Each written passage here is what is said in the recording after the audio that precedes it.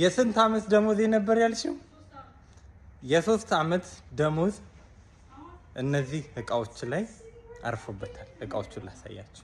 ኢትዮጵያ ውስጥ የቤት እቃ የለም ወይ? ምንድነው ሁሉንም ነገር ይዛችሁኑ ብለሽ ልታከስሪን ነው ወይ ላላችሁ፣ እንዲሁም ደግሞ የወርቅ ዋጋ በኢትዮጵያ ስንት እንደሆነ እነግራችኋለሁ። እንዲሁም ደግሞ እህታችን 3 አመት የፈጀባትን እቃ ማሳያችሁ ይሆናል ማለት ነው። ቪዲዮውን እስከ መጨረሻው ድረስ መከታተላችሁ እንዳትረሱ። ለመዲቲዩብ አዲስ ከሆናችሁ መዲቲዩብን ሰብስክራይብ በማድረግ ቤተሰብ መሆናችሁ እንዳትረሱ። ሐሳብ አስተያየት ካላችሁ ኮሜንት ላይ አስቀምጡ። ሰላም አለይኩም ወራህመቱላህ ወበረካቱ። ውድና የተከበራችሁ የመዲቲዩብ ቤተሰቦች እንዴት ናችሁ? እንግዲህ አብዛኞቻችሁ ይተጋይዛችሁ ነው ቶሎ፣ እንዲሁም ደግሞ ማሽኖችን ለስራ የሚሆኑ ማሽኖችን ይዛችሁ ነው ቶሎ ስላችሁ ኢትዮጵያ ውስጥ የለም ወይ ላላችሁት ነግራችኋለሁ።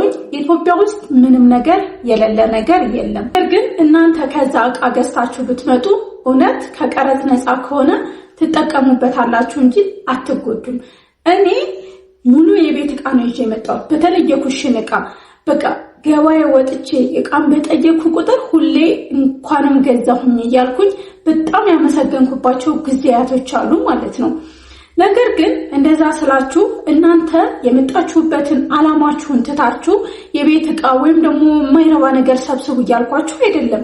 ለምሳሌ እናንተ የወጣችሁት ቤት ለመስራት ከሆነ ቤታችሁን ከሰራችሁ በኋላ የሚያስፈልጋችሁን ነገር ወይም ደግሞ የሆነ አላማ ኖራችሁ ለማሳካት የሄዳችሁትን ነገር ካሳካችሁ በኋላ ልክ ልትመጡ ስትሉ ምን ይዤ ልሂድ፣ አገሬ ይዤ ብሄድ የሚጠቅመኝ ነገር ብላችሁ ቆም ብላችሁ የምታስቡበት ጊዜ አለ ማለት ነው። ካችሁ በኋላ ለራሳችሁ የ6 ወር ጊዜ ሰጣችሁ አገሬ መግባት ፈልጋለሁ ስትሉ የምትፈልጓቸው ነገሮች አሉ።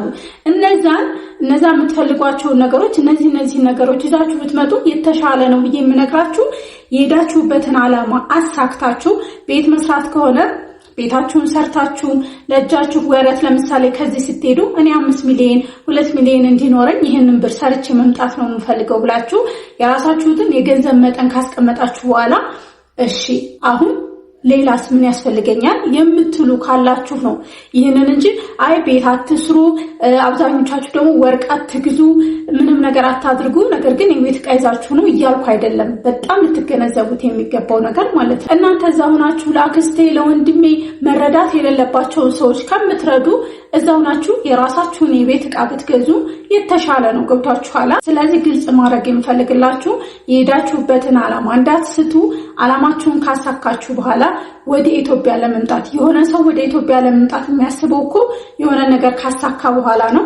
ስለዚህ ያንን ነገር አሳክታችሁ ወደ ኢትዮጵያ ሲሄድ ወይም ደግሞ ኢትዮጵያ ቤት ይዤ ትዳር ይዤ ለመኖር ምን ያስፈልገኛል ብላችሁ ስታስቡ ወደኔ ቻናል መታችሁ መመልከት ትችላላችሁ። ይሄንን ይዛችሁ ነው የምለው በኔ የጠቀመኝን ለእናንተም እንዲጠቀሙ ነው ማለት ነው። እመኑም የቤትም እቃ ይሁን ምንም ነገር ይሁን እዛ ሆናችሁ መግዛት የምትችሉትን ነገር እዚህ ሀገር ስትመጡ አትገዙትም። አይደለም 500 ሺህ ብር 1 ሚሊዮን ብትመድቡ ለራሱ አይገዛላችሁም የምትፈልጉትን ነገር። ነገር ግን እናንተ እዛ ሆናችሁ ትንሽ በግማሽ ለምሳሌ 1 ወር ደሞዛችሁን ተቀብላችሁ በግማሹ የሆነ እቃ መግዛት ትችላላችሁ። እዚህ ግን አንደኛ ደግሞ እዚህ ሀገር ስትመጡ ስራ አቁማችሁ ስለሆነ የምትመጡት የተቀመጠ ብር ነው እንጂ ነገ ተካዋለሁ የሚባል ገንዘብ የላችሁም። ነገር ግን እዛ እየሰራችሁ እየገዛችሁ ብትተኩት የተሻለ ነው ብዬ ስለማስብ ነው ማለት ነው። አንዲት እህታችንን ቪዲዮ ጋብዛችኋለሁ። 13 አመት ነው አረብ ሀገር የሰራችሁ። በ3 አመቷ የቤት እቃ ነው ገዛችበት። ደሞዝ ነበር ያልሽው? የ3 አመት ደሞዝ እነዚህ እቃዎች ላይ አርፎበታል። እቃዎቹን ላሳያችሁ። እንደዚህ የምታደርጉ እህቶች በተቻላችሁ አቅም ከድርጊታችሁ ተቆጠቡ። እንደዚህ አይነት ነገሮች የመጣችሁበትን አላማ ወደኋላ ነው የሚያስቀራችሁ። እህታችን ለምን እንደዚህ ያደረግሽ ብለን ስንጠይቃት 13 አመታትን ያክል በስደት ቆይታል። አሁን እንግዲህ ላትመለስ ነው ወደ ሀገር ቤት የምትገባው። ከዚህ በኋላ ሀገር ቤት ገብቼ ምንም እቃዎችን መግዛት ስለማልፈልግ ከዚሁ ጥንቅቅ ብዬ ልግባ ብላ ነው እንግዲህ እስከዛሬ ስሰራባቸው በነበሩት 3 አመታቶች በየመሃሉ ቀስ ቀስ እያለች እነዚህን እቃዎች ስትገዛ የነበረው። እንግዲህ እቃው ተረትቦ ነው የጠበቀን። የተወሰኑ የቀሩ እቃዎች ስለነበሩ እነሱን መረተብ ጀመረ። አሁን እህታ የ3 ዓመት ደሞዟን ነው በቃል ላይ ያስቀመጠችው ማለት ነው። ነገር ግን እህታችን ከቀረጥ ነፃ ካላስከፈለች ሌላ የ1 ዓመት ደሞዝ ቀረጥ ሊቆረጥባት ይችላል ማለት ነው። ነገር ግን እሱ አላማዬ ብላ ነው በቃ አላማ አርጋ እስከያዘችው ድረስ። እናንተ ግን አላማ የቤት ዕቃ የመግዛት አላማ ከሌላችሁ መግዛት አይጠበቅባችሁም። እና ደግሞ ለስራ የሚሆኑ ዕቃዎችን ሳታያችሁ ኢትዮጵያ ስትመጡ ለተሰሩ ካላሰባችሁ መግዛት አይጠበቅባችሁም ማለት ነው። ወደ ኢትዮጵያ ይዛችሁ ነው ዕቃ ስል አብዛኞቻችሁ ኮሜንት ላይ ወርቅ ይዘን ብንመጣ ይሻላል፣ ካሽ ብር ይዘን ብንመጣ ይሻላል ብላችኋል። እሱ እውነት ነው፣ አይካድም። በተለይ ወርቅ ማለት ነው ይዛችሁት ብትመጡ ቢያንስ ወርቅ ባያተርፋችሁ አያከስራችሁም ማለት ነው።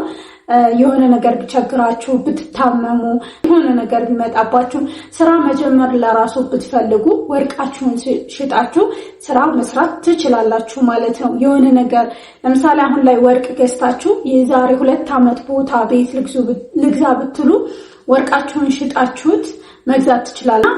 ወርቅ ስትገዙ ደግሞ አንድ አይደለም አንዴ ስላችሁ በተለይ ኢጃዛ ቤቱ ናችሁ ሰዎች የማይሰርቋችሁ ከሆነ ብቻ እናንተ ወርቃችሁ የማይጠፋ ከሆነ አንዳንድ እያላችሁ የጣት ቀለበት፣ የአንገት ሐብል፣ የጆሮ አንዳንድ እያላችሁ ሳታስቡት እናንተ እዛ 5 ዓመት በነበራችሁ 5 ዓመት ከቆያችሁ በ5 ዓመት ውስጥ እናንተ ሳይመስላችሁ ብዙ ወርቆችን መሰብሰብ ትችላላችሁ ማለት ነው።